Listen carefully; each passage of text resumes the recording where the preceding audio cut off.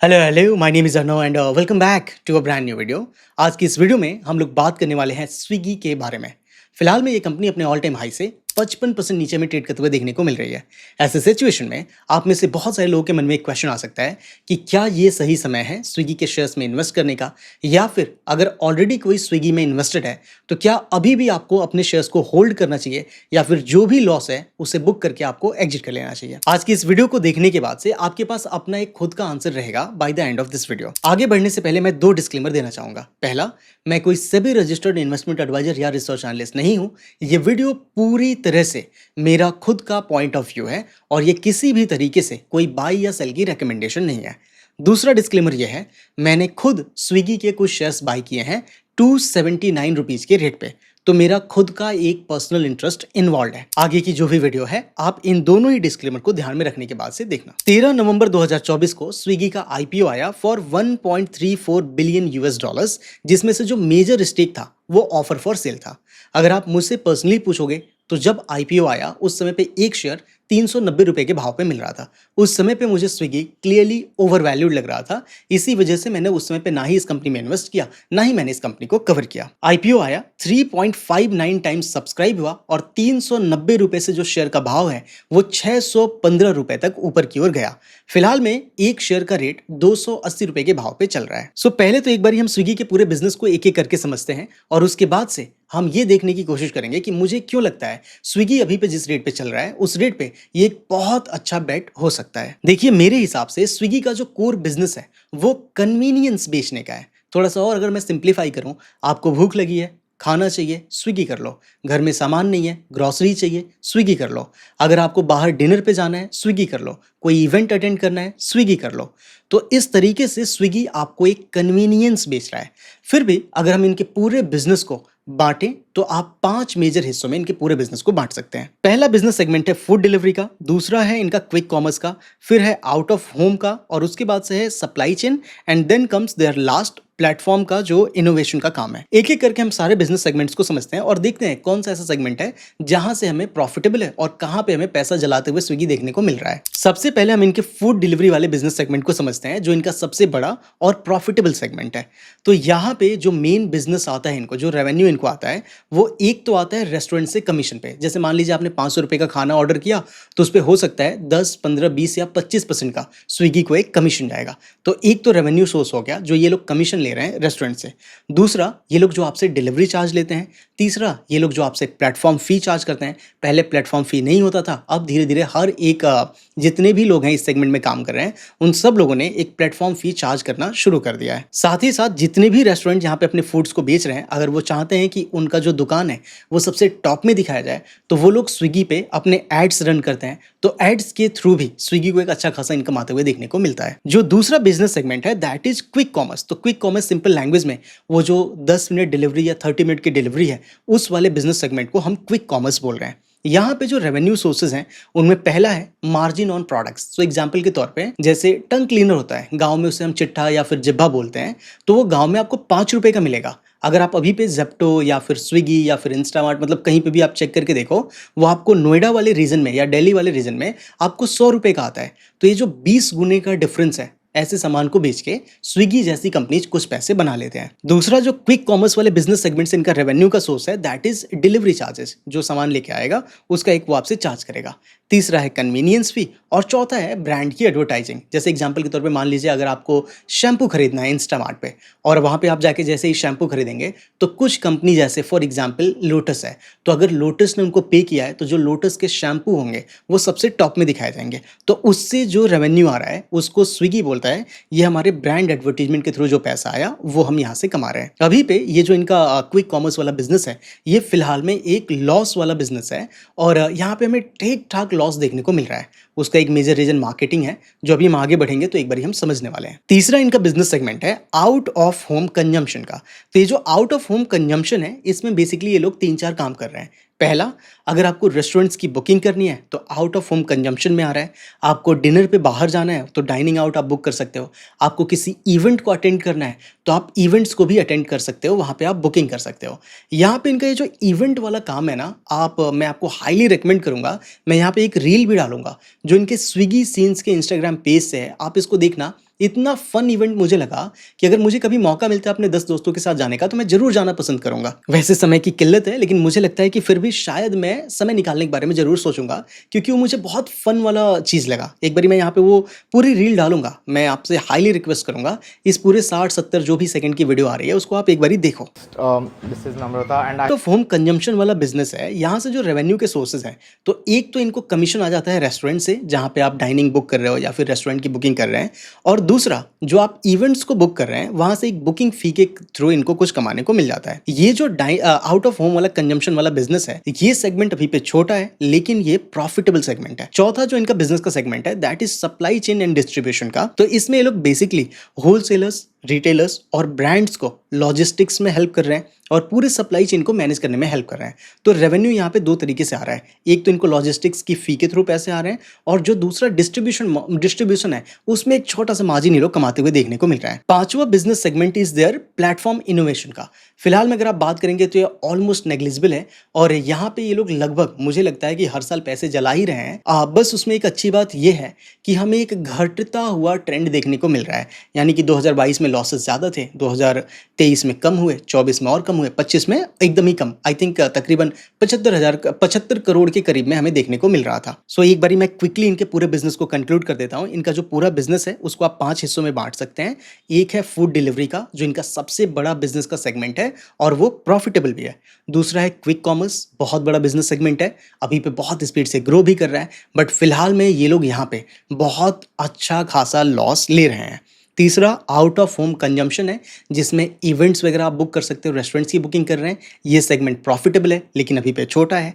Supply chain and distribution का जो business का सेगमेंट है, उसमें भी ये लोग थोड़ा बहुत मार्जिन कमा पा रहे हैं। और जो प्लेटफॉर्म इनोवेशन वाला सेगमेंट है, वहाँ पे ये लोग फिलहाल में लॉस कर रहे हैं, बट वो लॉस अभी पे अगर आप जाके देखेंगे तो वो बहुत कम हो चुका है। अब हम बात करते हैं उन 5 मेजर रीजंस की, जिसकी वजह से मुझे लगता है कि स्विगी एक बहुत अच्छा बेट हो सकता है। तो पहला जो इनका इंस्टामार्ट है, उसमें जो ग्रोथ आ रहा है, पिछले 3 क्वार्टर्स में हमें लगातार 100% का ग्रोथ देखने को मिला है, विच इज़ मेरे हिसाब से इनसेन। और सिर्फ यहाँ पे हमें इनका जो ग्रॉस ऑर्डर वैल्यू है, सिर्फ उसमें ही ग्रोथ देखने को नहीं मिल रहा है, उसके साथ ही साथ क्वालिटी ऑफ ऑर्डर्स में भी हमें काफ़ी इंप्रूवमेंट देखने को मिल रहा है। और ये चीज़ आप इनके कंट्रीब्यूशन मार्जिन और जो इनका एओवी है, वहाँ से भी इस चीज़ को आप क्रॉस वेरीफाई कर सकते हो। तो contribution margin quarter on quarter basis पे तो नेग्लिजिबल बढ़ा, लेकिन अगर आप ईयर ऑन ईयर बेसिस पे देखते हैं तो ऑलमोस्ट 2.08% से हमें इसमें इंप्रूवमेंट होते हुए देखने को मिला। जो इनका एओवी है, उसमें भी हमें 40% से ईयर ऑन ईयर बेसिस से इंप्रूवमेंट देखने को मिला है। तो मुझे लग रहा है कि जिस स्पीड से नंबर्स आ रहे हैं, बहुत जल्द ये सेगमेंट अच्छा करता हुआ हमें देखने को मिल सकता है, या एटलीस्ट हमें वैसे नंबर्स आते हुए देखने को मिल सकते हैं जो मार्केट को पसंद आएंगे। दूसरा मेजर रीजन जिसकी वजह से मैं मतलब स्विगी पे बुलिश हूँ, that is path to profitability. And मुझे लगता है कि इसमें ऑपरेटिंग लेवरेज किक इन करने वाला है। इन दोनों ही चीज़ों को जरा हम समझते हैं, तो इनका जो फूड डिलीवरी का बिजनेस है, that is already profitable. Annualised adjusted EBITDA की अगर आप बात करेंगे तो Q2 FY 2026 में इट वाज 960 करोड़ का, और अगर आप एडजस्टेड एबिटा मार्जिन की बात करेंगे तो Q3 FY 2026 में it is already achieving around 3% का मार्जिन। आउट ऑफ होम वाला भी जो बिजनेस सेगमेंट है, वो भी एक तरह से प्रॉफिटेबल हो गया है। अगर हम ऑपरेटिंग लेवरेज की बात करें तो यहाँ पे भी आई थिंक ऑपरेटिंग लेवरेज धीरे धीरे किक इन करने लगा है। एक क्वेश्चन था मैनेजमेंट से, Q2 FY 2026 के कॉल में आप जाके पढ़ सकते हैं। तो क्वेश्चन कुछ ऐसा था कि क्या हमें आने वाले समय में कोई ऑपरेटिंग लेवरेज आते हुए देखने को मिल सकता है। मैनेजमेंट का जो आंसर था और जो नंबर्स थे, वो भी दोनों अलाइन हो रहे हैं। तो मुझे लग रहा है कि यस, हमें आने वाले समय में एक ऑपरेटिंग लेवरेज किक इन होते हुए देखने को मिल सकता है। अगर आप इनके ओवरहेड वाले जो एक्सपेंसेस हैं, उनमें देखेंगे तो 5% से हमें इजाफा होते हुए देखने को मिला है। वेयर एज जो हमारा ग्रॉस ऑर्डर वैल्यू है, उसमें उसके कंपैरिजन में 25% का हमें जंप आते हुए देखने को मिला। तो उसकी वजह से आने वाले समय में धीरे धीरे ऑपरेटिंग लेवरेज किक इन कर सकता है। आई नो नंबर्स छोटे छोटे होंगे, बट बहुत सारे छोटे छोटे नंबर्स जब एक साथ कंपाइल होंगे तो नंबर्स ठीक ठाक आते हुए हमें देखने को मिलने शुरू हो जाएंगे। तीसरा जो सबसे बड़ा स्ट्रॉन्ग पॉइंट है, दैट इज जो इनकी बैलेंस शीट है ना, इट लुक्स प्रिटी स्ट्रॉन्ग। और सिंपल लैंग्वेज में, अगर देसी लैंग्वेज में आप बोलेंगे तो जलाने के लिए स्विगी के पास अभी भी तकरीबन 16,000 करोड़ पड़ा हुआ है। तो मुझे लगता है कि ये एक ऐसा बिजनेस है जिसके पास लास्ट तक पैसे जलाने के लिए रहेंगे और जो लास्ट तक पिच पे खड़ा रह गया वो इस गेम को जीत जाएगा। और उस चीज को अगर हम माइंड में रख के देखें तो स्विगी के पास 16,000 करोड़ हैं और जिस तरीके से इनका बिजनेस जा रहा है मुझे लग रहा है ये लोग 5-10 हजार करोड़ और रेज करना चाहें तो मुझे लगता नहीं है कि इनको बहुत मुश्किल होने वाला है। अगर हम बात करें तो इन लोगों ने QIP में एक लेट दिसंबर में एक QIP किया था 10,000 करोड़ का, तो वहां से इन लोगों ने 10,000 करोड़ पे रेज किए और रैपिडो में इन लोगों ने अपना एक स्टेक सेल किया जहां से 2400 करोड़ रुपए आए। 31 दिसंबर 2025 तक कंपनी ने रिपोर्ट किया स्विगी के पास तकरीबन 15,900 करोड़ रुपए का कैश पड़ा हुआ है। चौथे मेजर पॉइंट की बात करें तो जो इनका एडवर्टाइजमेंट का जो रेवेन्यू है उसमें मार्जिन हमें बहुत अच्छा देखने को मिल रहा है। जो एड रेवेन्यू जो इनका है that have cross 4% of GOV, जो इनका फूड डिलीवरी वाला बिजनेस वाला सेगमेंट है। तो मुझे लग रहा है कि यहाँ पे ये मार्जिन जितना ज्यादा बढ़ जाए उतनी ही अच्छी बात है। आप एनुअल रिपोर्ट 2025 में भी जाके खुद से भी इस चीज को चेक कर सकते हैं। और पांचवा जो सबसे मेजर पॉइंट मुझे लग रहा है इन लोगों का जो कस्टमर एक्विजिशन कॉस्ट है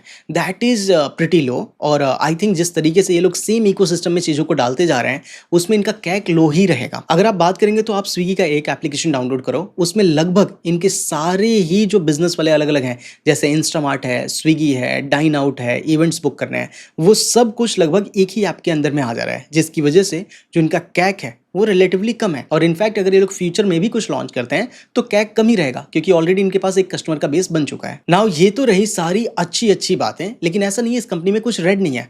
अगर रेड नहीं होता तो ये कंपनी इतना गिरता ही क्यों? तो ऐसे 4 मेजर पॉइंट्स जो मुझे लगा कि आपको जरूर जानना चाहिए उनको एक एक करके हम देखते हैं और उसके बाद हम फाइनली कंक्लूड करेंगे कि क्या हमें फिर भी स्विगी के बारे में सोचना चाहिए या फिर नहीं।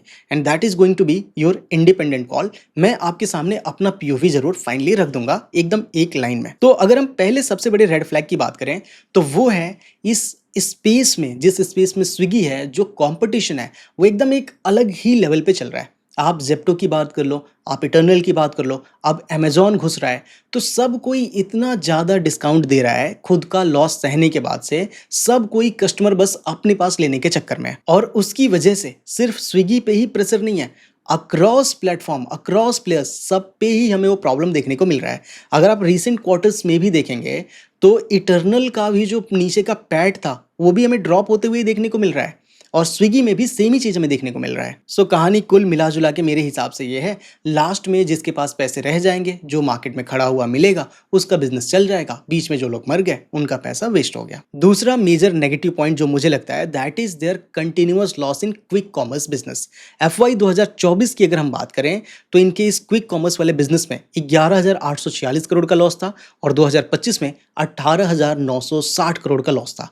तो ये जो लॉस है उसकी स्पीड बहुत ज़्यादा है और उसका मेजर रीज़न है जो ये लोग अपने ब्रांड बिल्डिंग में जो खर्चा कर रहे हैं और मार्केटिंग में जो हैवी खर्चा कर रहे हैं उसकी वजह से इन लोगों को यहाँ पे लॉसेज इतने वाइडन होते हुए देखने को मिल रहा है। बट आने वाले फ्यूचर में मुझे लगता है कि ये कंट्रोल हो जाएगा। तीसरा मेजर पॉइंट जो इनका कैश बर्न है ना एक्सपेरिमेंट्स में, वो इन लोगों को ये रियलाइज़ करना पड़ेगा। वैसे देखिए जो टॉप में लोग बैठे हैं वो लोग मेरे से कहीं ज़्यादा कॉम्पिटेंट हैं, लेकिन जो मेरा POV है वो मैं आपके सामने रखता हूँ। जो ये लोग डिफरेंट एक्सपेरिमेंट्स करते हैं डिफरेंट बिजनेस मॉडल्स पे, उनमें पैसे लगते हैं। आई थिंक 2025 में भी जो नंबर था वो तकरीबन 75 करोड़ का लॉस था। तो ये जो एक्सपेरिमेंट्स कर रहे हैं, अगर मैं मैनेजमेंट में टॉप लेवल पे बैठा होता तो शायद मैं ये बोलता कि भाई अभी हमारे पास जो प्रूवन प्रोडक्ट है ना उस पर ही फोकस करते हैं और ये जो भी हम पैसा लॉस कर रहे हैं इन सबको एक साथ बंद करो। वैसे हो सकता है वो लोग कुछ और सोच रहे होंगे तो उसके हिसाब से काम कर रहे हैं, बट अगर मैं होता तो शायद ये इन एक्सपेरिमेंट्स पे कंट्रोल करता क्योंकि उनमें पैसे लग रहे हैं। तो जब तक ये लोग अपने कैश को बर्न करते रहेंगे उन एक्सपेरिमेंट्स में नंबर्स थोड़े और डिटोरिएटिंग ही आते हुए हमें देखने को मिलेंगे। अगर आप रीसेंट में बात करेंगे ना तो इन लोगों ने एक Swiggy Genie and Minis launch किया था, उसको भी बंद करना पड़ा और उसका जो रीजन मैनेजमेंट ने दिया दैट वाज कि उस बिजनेस को स्केल नहीं किया जा सकता।